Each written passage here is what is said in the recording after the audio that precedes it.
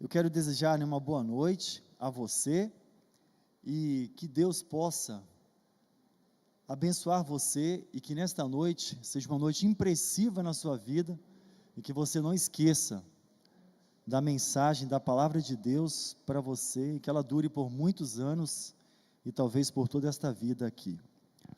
O que esses três homens têm em comum? Quero a sua participação, pode falar em voz alta aí.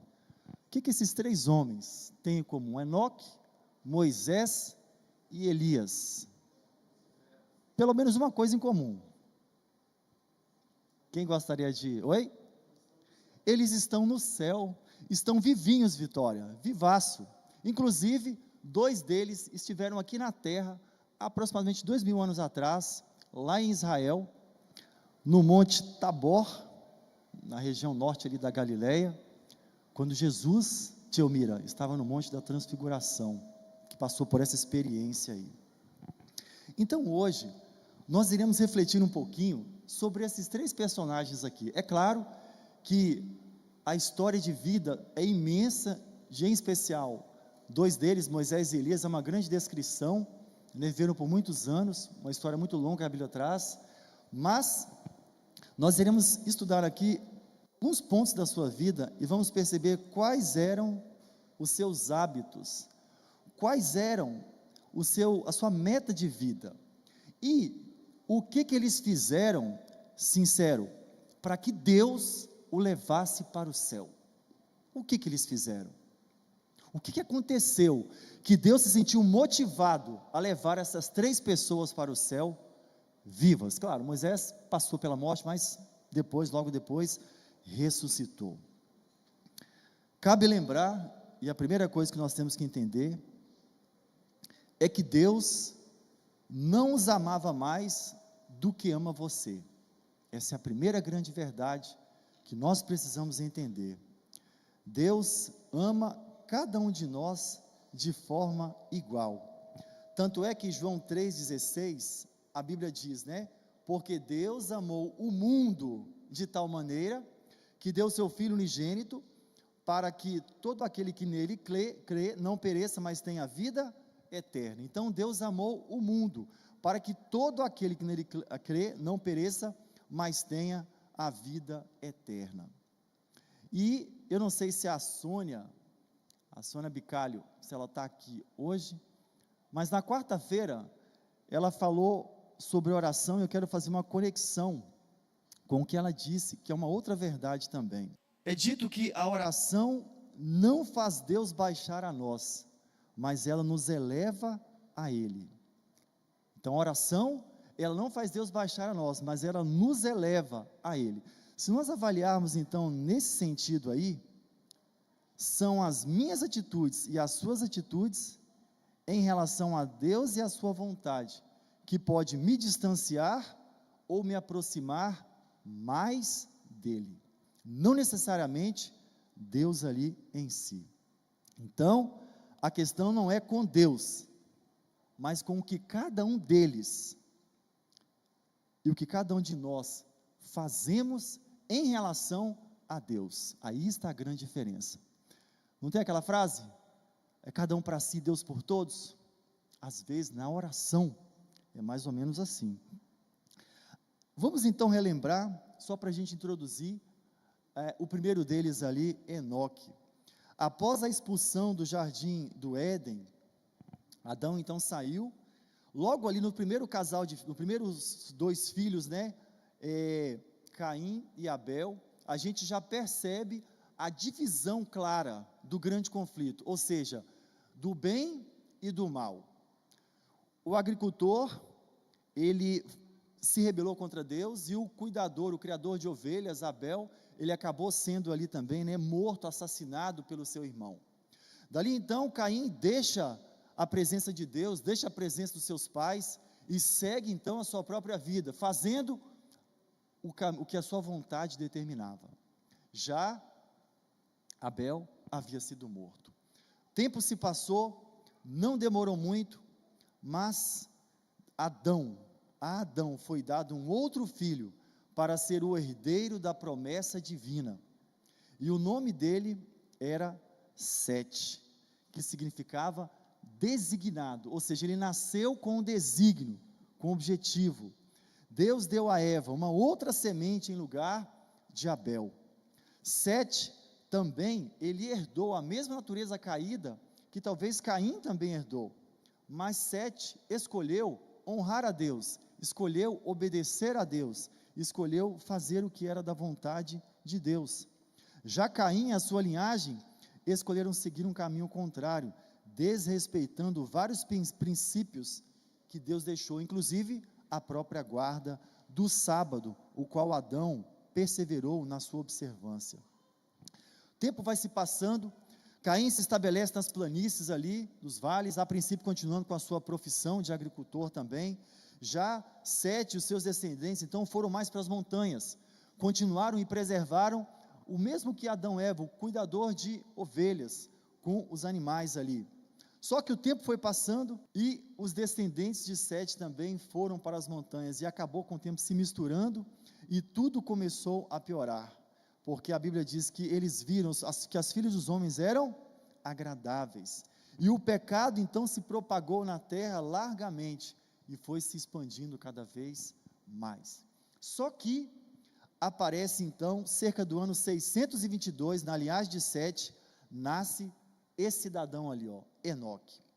E lá em Gênesis 5, 21 a 24, se você desejar abrir a Bíblia, pode ler, pode abrir aqui, mas eu vou ler aqui também, Gênesis capítulo 5, versículo 21, Gênesis capítulo 5, versículo 21, que diz o seguinte: quando Enoque completou 65 anos, gerou Matusalém.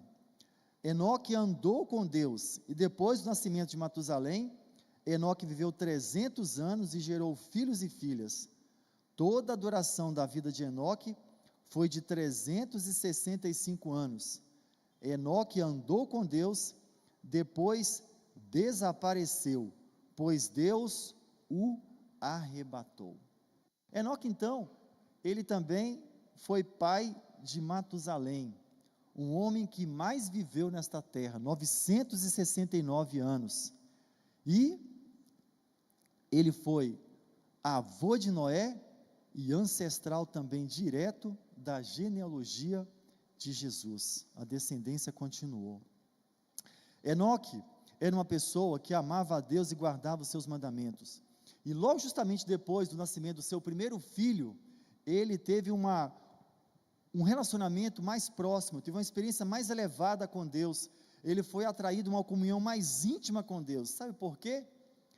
Porque ele viu o amor do filho para com o pai, e a sua singela confiança em sua proteção. Ele sentiu a profunda ternura e o compassivo amor do seu próprio coração por aquele filho primogênito. Ele então aprendeu uma lição preciosa do amor de Deus para com os homens, no dom de seu filho.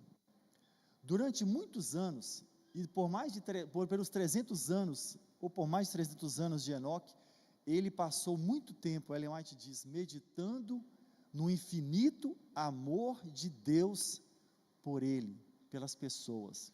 E Enoque foi além. Enoque procurou então dividir esse amor, compartilhar esse amor com as pessoas, com o seu povo que estava ao seu redor ali também. O infinito e insondável amor de Deus tornou-se o assunto das suas meditações dia e noite, e com todo o fervor da sua alma, ele procurou revelar aquele amor ao povo ao qual vivia. O andar de Enoque com Deus se dava em todos os deveres da vida diária, na família, nas suas relações com os homens, como esposo, como pai, como amigo, como cidadão.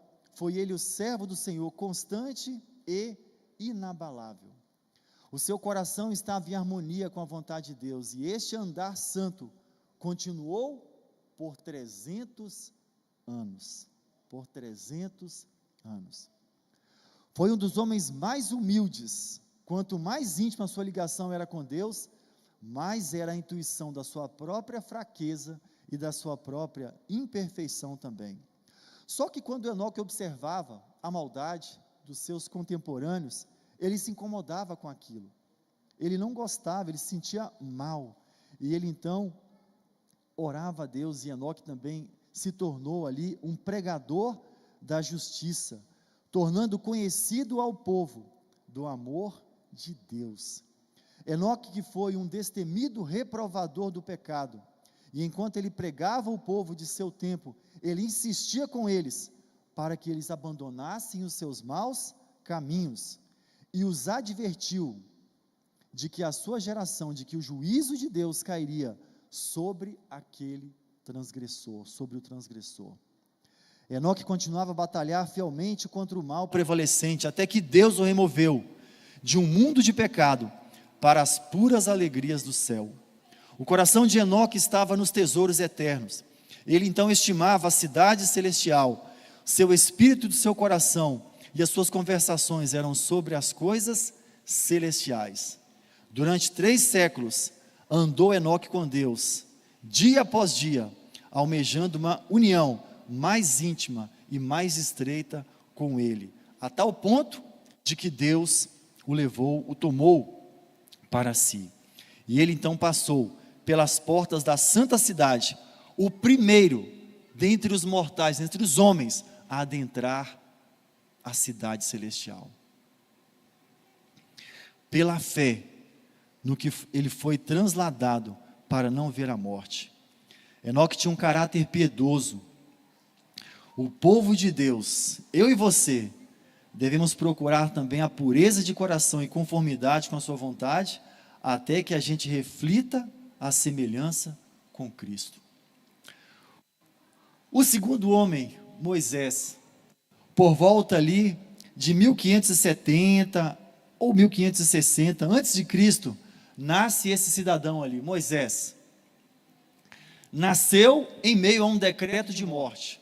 O rei do Egito estava incomodado com o crescimento da nação de Israel, pois o povo está crescendo, já não se lembrava muito, se lembrava, mas não quis levar em consideração o que José havia feito pelo Egito por tantos anos, e agora então ele começa a perceber, opa, esse povo pode dar ruim para nós.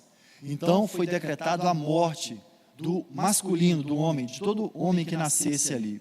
Então nesse momento de tensão nasce Moisés, e a sua mãe, uma mulher também de fé, traça um plano, esconde ele por 3 meses, e logo depois tem bola um plano ali, e fala, vou colocar ele no cesto, eu sei que a rainha toma banho ali, na filha de Faraó, então vou tentar isso aqui, e deu certo.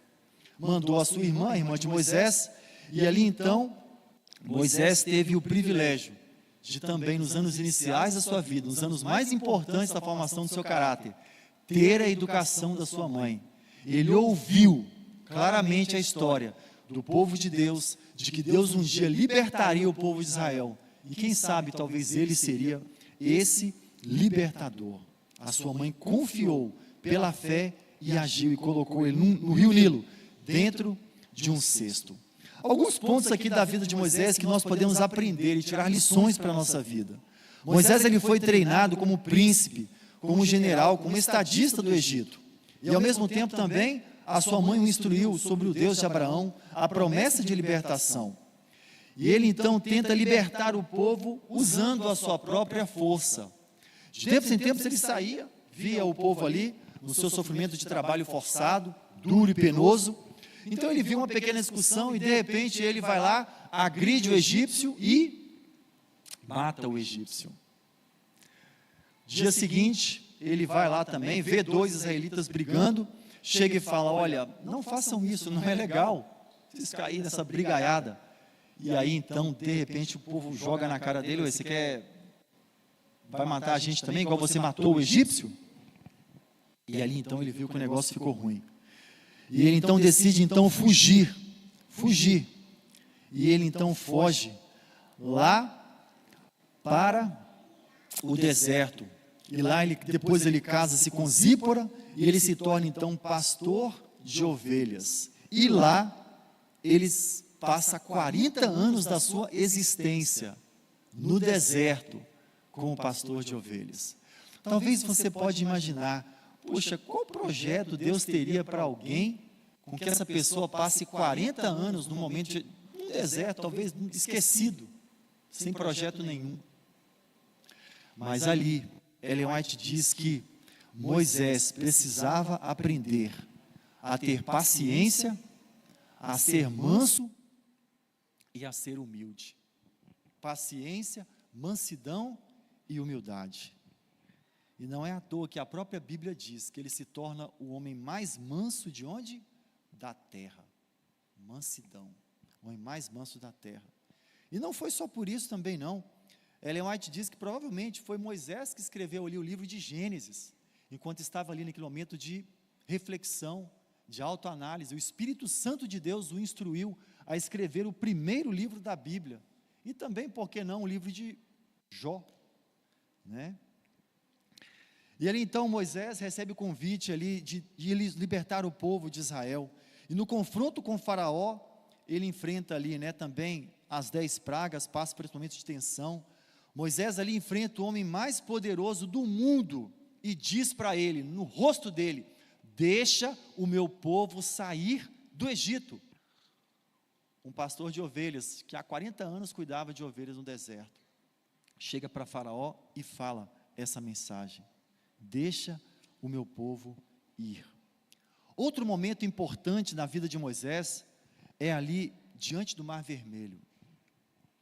Foi um dos momentos mais marcantes da liderança inicial. Os inimigos vendo, montanha de um lado, montanha de outro, o rio na sua frente. O que fazer? Deus então fala: diga ao povo que marche. Moisés então começa a marchar e fere aquele grande rio, o Mar Vermelho, e ele então ali se abre. Moisés não tinha certeza nenhuma de que se abriria, mas pela fé, ele foi lá e decidiu caminhar nessa direção. Outro momento importante na vida de Moisés, que nós podemos tirar uma lição para a nossa vida, foi no Monte Sinai. Ele recebeu a lei de Deus, ele recebeu essa mensagem tão importante dos 10 mandamentos, certo? E ele então, com amor sacrificial, ele mesmo se fez um intercessor entre o povo e Deus. Mas também tem um momento na vida de Moisés que foi um erro que ele cometeu, e nós até, salvo engano, em umas lições passamos por isso, que foi lá o erro de Meribá. O povo estava sem água, e Deus então vai lá, fala para a rocha. Moisés então vai lá, né, e fere a rocha, certo? No momento talvez de tensão, de euforia, de nervosismo ali também. Mas, o que nós podemos aprender? Mesmo os mais fiéis, e mesmo aquele que está lá no céu agora, nesse exato momento, vivinho, podem errar. Podem errar. Sabe, Ellen White diz aqui nesse livro, Mente e Caráter, os hospitais psiquiátricos, não sei se alguém já foi a algum manicômio aqui, em algum lugar, eu já fui na Bahia em um, entrei, fiquei um momento ali, o sentimento não é legal, mas muitos estão ali, alguns estão ali por um sentimento de culpa, por um sentimento que não se perdoa por aquilo que fizeram, por mais que talvez não tenha consciência disso. E o próprio Deus diz: lance sobre mim os seus pecados, que eu vou apagar. Então, essa é uma das lições também que nós podemos aprender da vida de Moisés. Um dos seus últimos discursos também, o livro de Deuteronômio, onde ele repassa toda a lei, reforça as alianças, adverte o povo contra a idolatria, exorta o povo a obedecer a Deus. Ou seja, Moisés também é um pregador, um porta-voz de Deus, e ele permanece perseverante até o fim. E é interessante que em Números, no final de Números, eu não me lembro agora o verso, mas a Bíblia diz, Moisés pede para Deus para entrar na terra, e Deus fala assim: ó, basta, não me fales mais nisto, não me fales mais nisto.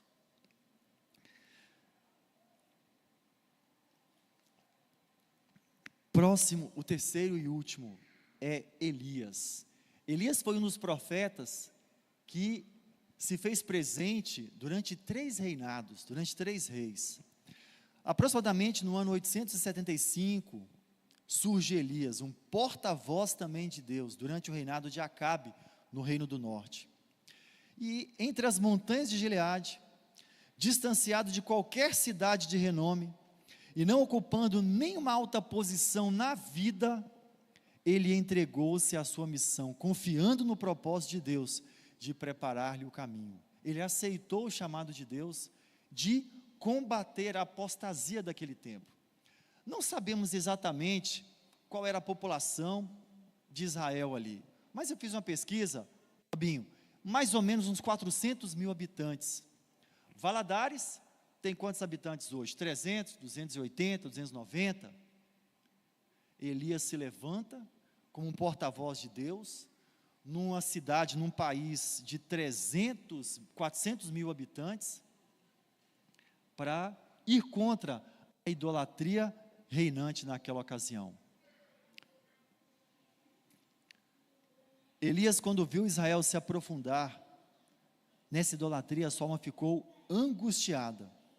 Deus havia feito grandes coisas por Israel, e Elias, contemplando esta apostasia lá pelos seus retiros da montanha que estava, ele sentia-se oprimido de tristeza, e em sua angústia de alma ele suplicou a Deus, que detivesse em seu ímpio curso o povo outrora favorecido, e ele ansiava vê-los levados ao arrependimento, e Deus respondeu à oração, porque os adoradores de Baal, considerado Deus da fertilidade, declaravam que a chuva, o orvalho, não vinham de Deus, mas das forças que regiam a natureza, e que pela energia criadora do sol, é que a terra era enriquecida e levada a produzir abundantemente.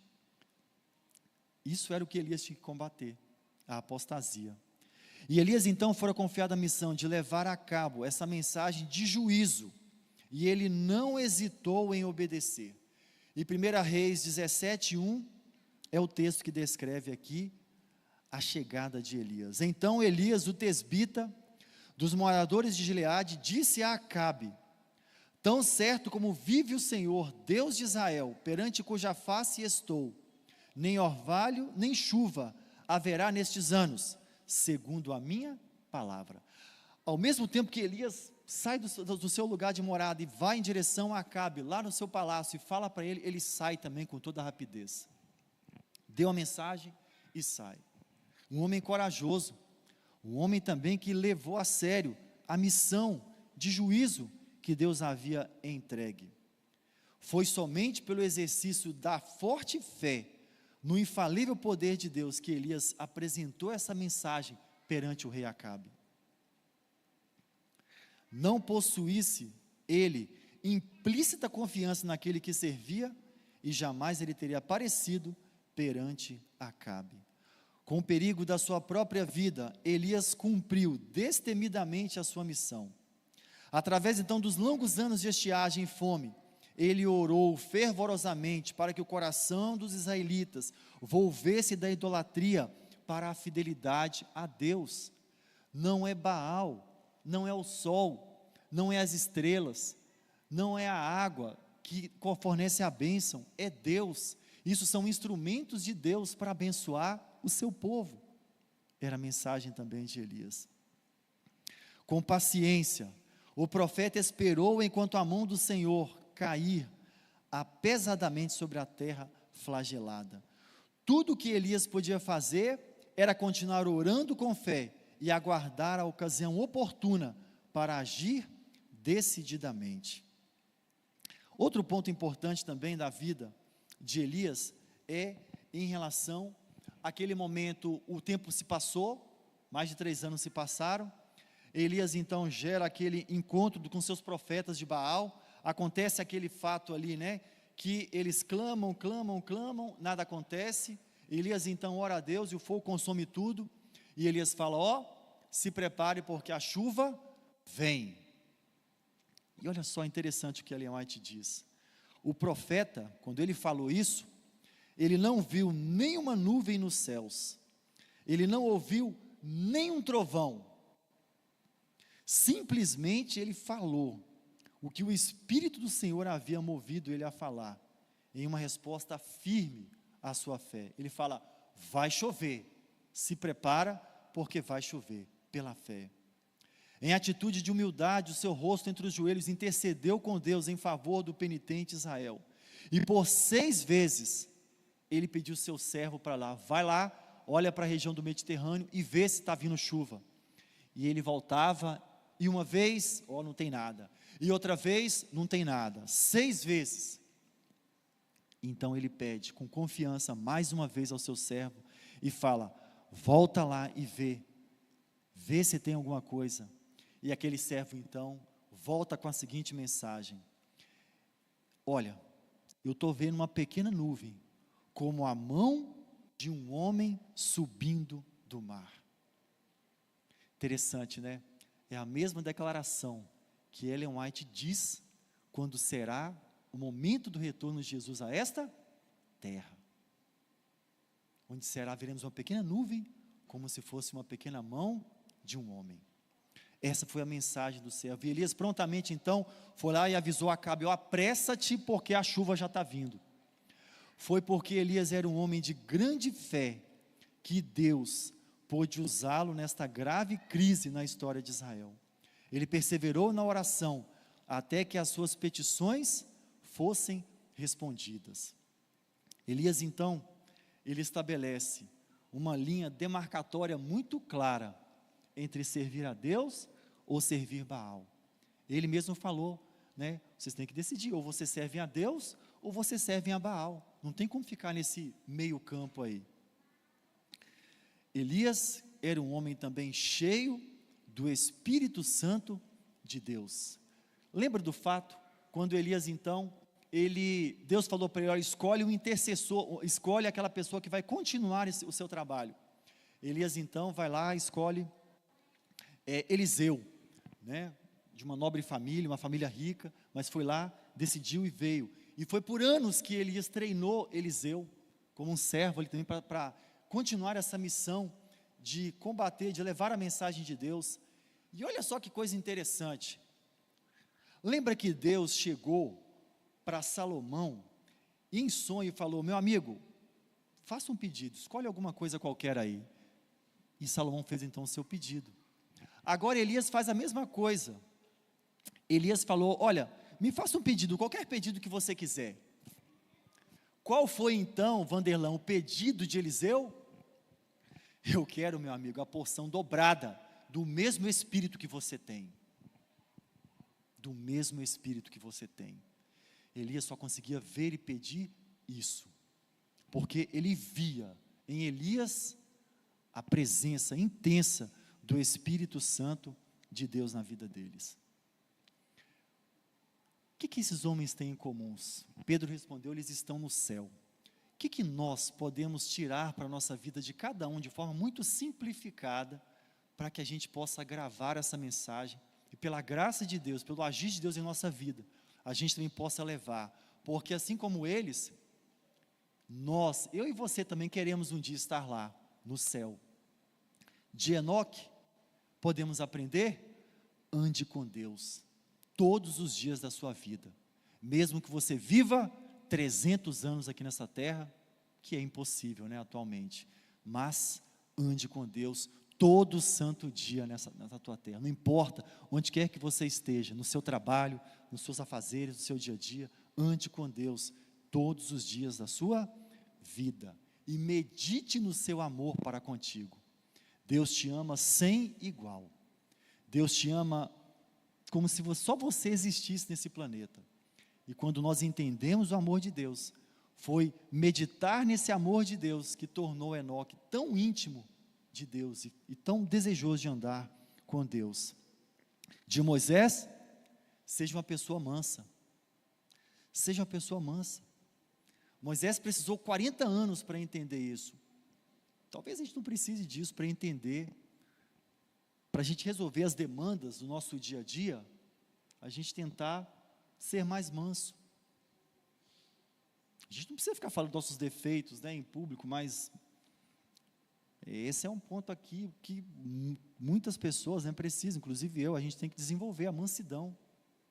A mansidão, seja paciente, seja paciente. De Elias, seja cheio do Espírito Santo. Porque hoje no mundo da inteligência artificial, ter mais acesso ou ter mais conhecimento não é mais a diferença, viu? Sabe qual vai ser a diferença? Ser sábio. E ser sábio, só Deus pode conceder isso aí às pessoas. O Espírito Santo de Deus é quem pode dar sabedoria às pessoas para agir. Então, vamos andar com Deus todos os dias da nossa vida. Vamos ser uma pessoa mansa nas nossas relações com as pessoas, em especial na nossa casa, digo para mim e para todos nós. E vamos procurar ser cheios, ter o Espírito Santo em nossa vida todos os dias, para que Ele dirija, coordene, dirija a nossa vida, para que o eu não seja o foco, mas para que Deus seja o nosso foco. E sabe, uma das mensagens que eu li, até nesse livro aqui, Mente e Caráter, nessa semana, é que Ellen White diz assim que, na mesma proporção que a vida cristã ou espiritual da pessoa se desenvolve, na mesma forma a sua inteligência também. O meu desejo, para mim, em primeiro lugar, e para você, é que como estes homens desenvolveram essas qualidades, nós também possamos desenvolver essas qualidades, e que estas qualidades também nos habilite a irmos para o céu, quando Jesus voltar. Quero te convidar a se colocar de pé, para a gente terminar com uma oração. Querido Deus, nosso Senhor, graças damos a Ti, Senhor, porque a Bíblia Sagrada foi preservada pelo Senhor por milênios, por séculos, para que, através dela, e o agir do Deus Espírito Santo em nossa vida, o Senhor possa ir trabalhando em nosso coração, em nossa mente, dia após dia, para que a gente caminhe, ó Deus querido, na direção da perfeição e na semelhança contigo. Nós pedimos a Ti, Deus querido, que ajude a cada um de nós aqui. Todos nós temos talvez desafios diferentes, nós temos qualidades diferentes, nós temos forças diferentes, mas, ó Deus querido, queremos pedir a Ti, que nós possamos, pela Tua graça, desenvolver mais em nossa vida, ainda mais, possamos andar contigo dia após dia da nossa vida, possamos desenvolver a mansidão da nossa vida, possamos deixar, ó Deus, que o Senhor seja o nosso juiz, que a gente não queira vencer por falar mais alto, ou pela força, mas que o Senhor seja o nosso juiz, nos dando sabedoria de como agir, e que nós possamos, ó Deus, pela Tua graça, sermos cheios, como Elias, do Teu Santo Espírito, que o nosso viver seja conduzido pelo Senhor, que o nosso eu, ó Deus querido, seja alinhado à Tua vontade e o Teu querer para nossas vidas. Senhor, hoje é 1º de fevereiro, começamos aí, ó Deus, o 2º mês desse ano, já se passou 1/12, ó Deus querido, deste ano. Pedimos a Ti, Deus, que o Senhor continue conduzindo, guiando a nossa vida, em todos os nossos planos e ações que temos para este ano. Nós Te pedimos, ó Deus, e Te agradecemos. Dê-nos uma ótima noite, nos leve em segurança também para os nossos lares, por Jesus. Amém, Pai.